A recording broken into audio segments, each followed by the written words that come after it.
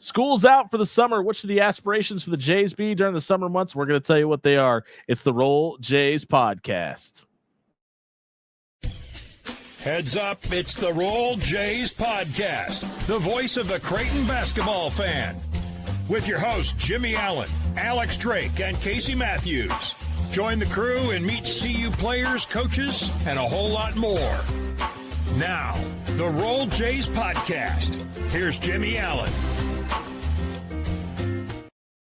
School's out for the summer. And it's Jimmy Allen and Casey Matthews with you here on the Roll Jays podcast, brought to you by Pixel Fire Marketing and Pyramid Contractors. We're going to take a look at school and figure out exactly what Jeremy Anderson, Greg McDermott, Alan Huss, and the crew have to do to get the Jays in shape to be ready for the winter. Also, a former Creighton alumni has made a very, very, very large purchase, and we'll get into that as well. Thank you so much. Don't forget to like and subscribe here on YouTube to Big East Energy. Go follow all the rest of the podcasts under our umbrella. Listen, we got a Villanova podcast now, Casey. We've added Seton Hall. We've added St. John's to the repertoire.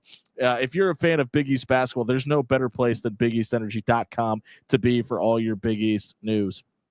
But this is the Roll Jays podcast. Don't forget, we also have a Creighton podcast here on the Big East Energy Network as well. But obviously, these are the dog days. It's, you've got to be in the gym working. It's 100 degrees outside. The College World Series is going on down the street. A lot of reasons to be distracted. But there's a lot of new faces.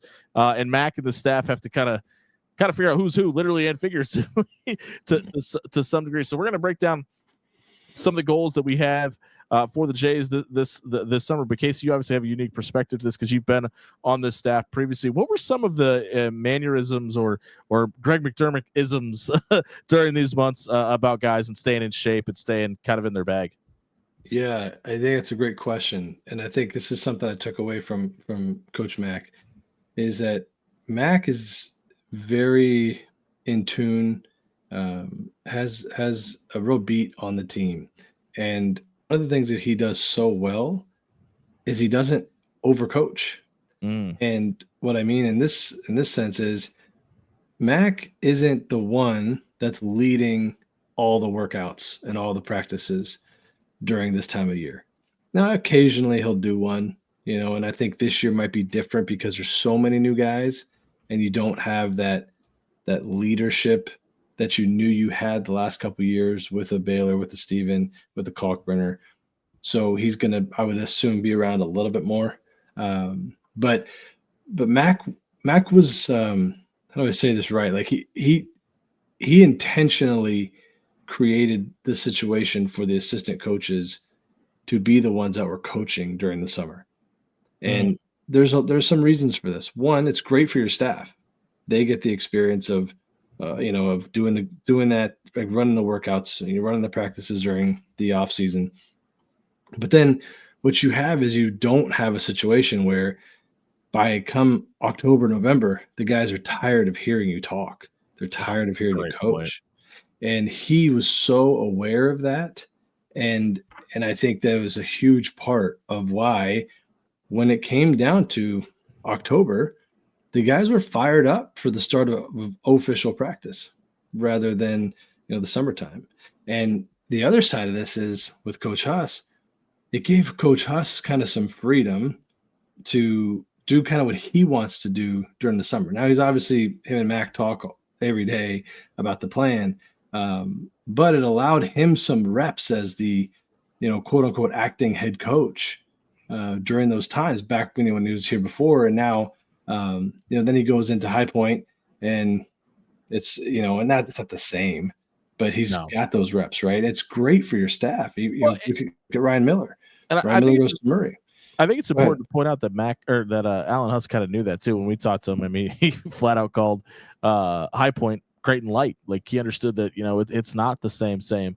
But the fact that he took what he learned from Mac, was able to make it portable, is going to make you feel really good about taking also that learning experience away from Mac and bringing that back as well.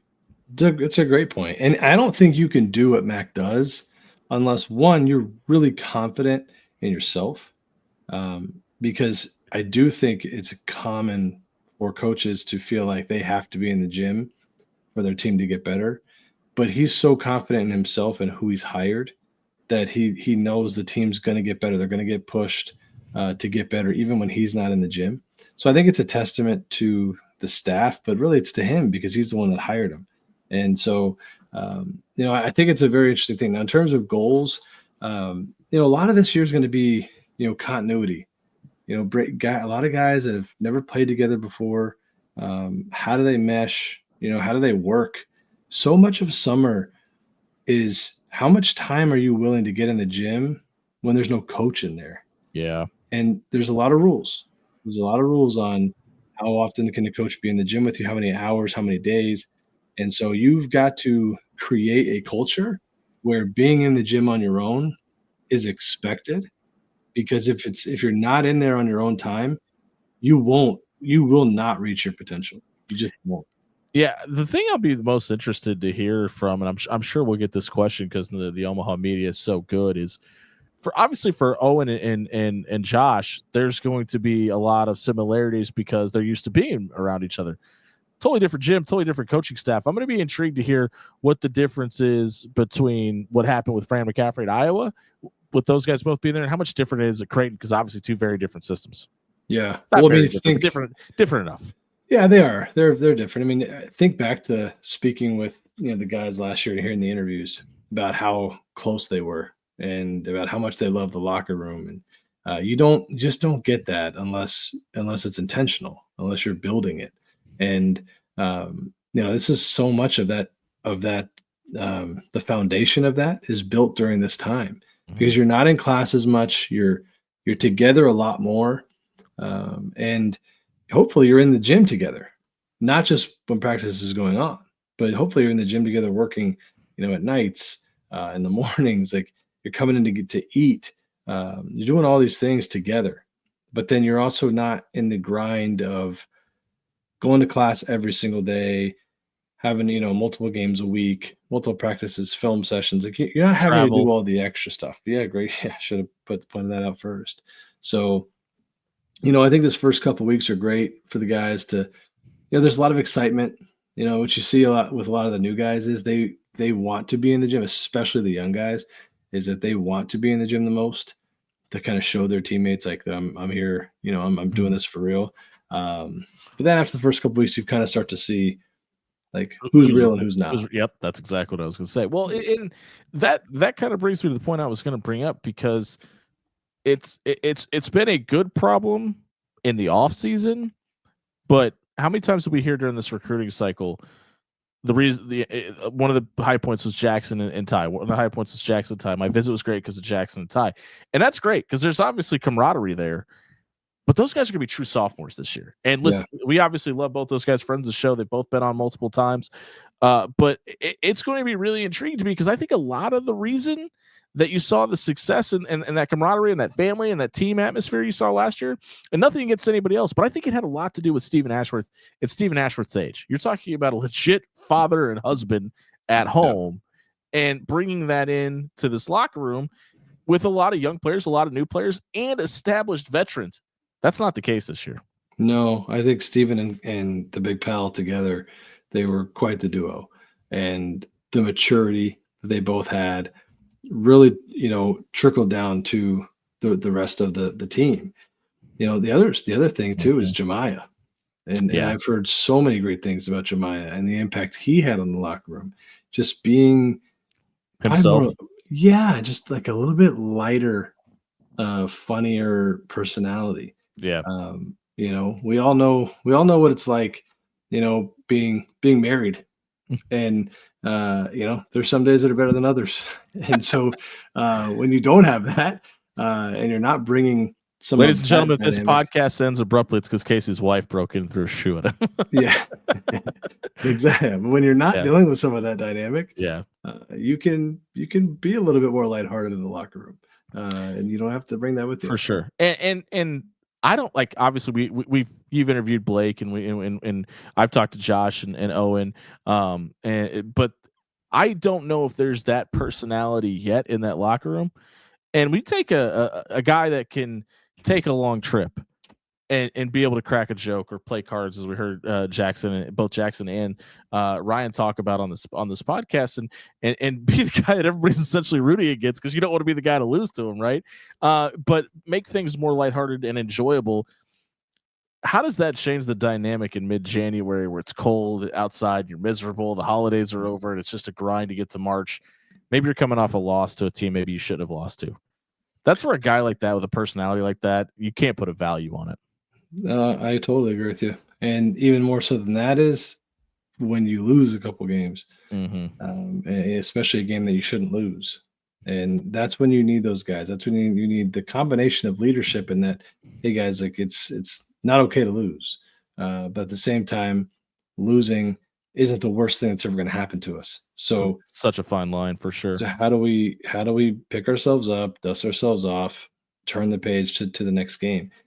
I'm just tell you this. You can have that in the locker room. You certainly can.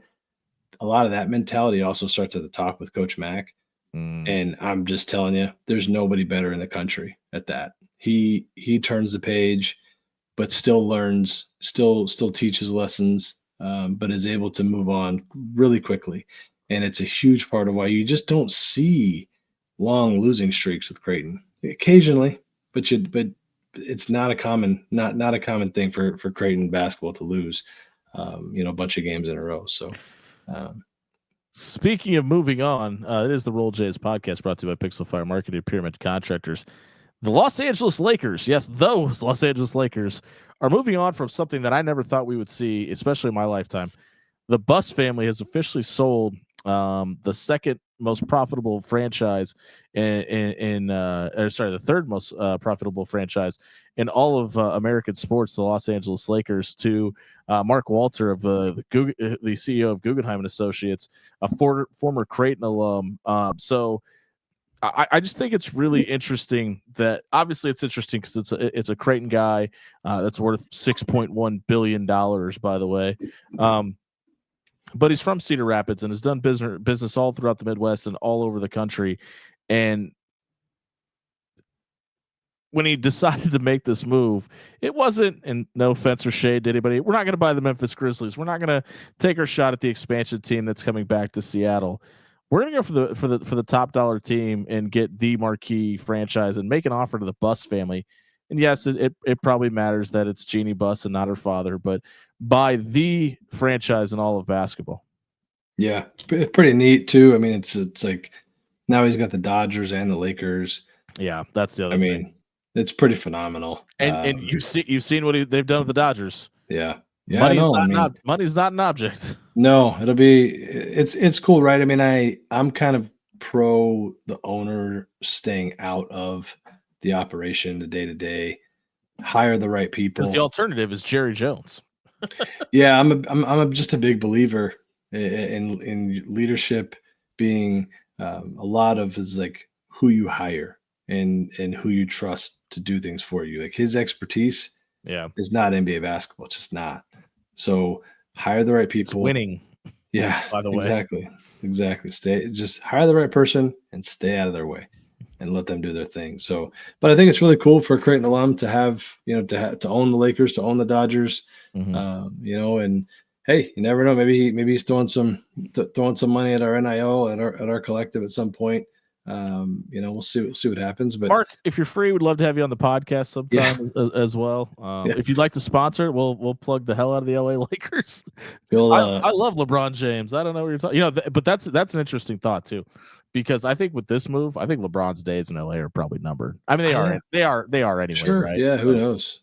I gotta tell you this one, Jimmy. You brought up my wife a little bit ago about my comment. I was telling her I'm coming down here to film this. And she goes, "Oh, what are you guys talking about?" And I was like, "Oh, we're going to talk about the top 5, about the summer goals, talk about this and that." And if you haven't seen the top 5 episode, go check it out on the page, by the way. Absolutely. And so I told her about this. She goes, "He's coming on your podcast?" I'm like, No. You're better than me, because I said, "Yeah, why?" Yeah. So yeah. Anyway, I guess my wife thinks pretty highly of us, so I appreciate that. But Mark, if you are listening, Yeah, hopefully, Miss Matthews, you the podcast gave us a thumbs up, by the way. Hey, speaking of which, this has been the Roll Jays podcast brought to you by Pixel Fire Marketing and Pyramid Contractors. You don't have to be Casey Matthews' wife to like this podcast. You can give us a thumbs up and you can leave us a comment. Tell us what you think Creighton should achieve before tip-off in November. We'd love to hear from you. Don't forget to like and subscribe to Big East Energy to keep up to date on all things Big East men and women's basketball. We'll see you next time. Thanks for watching. Roll Jays.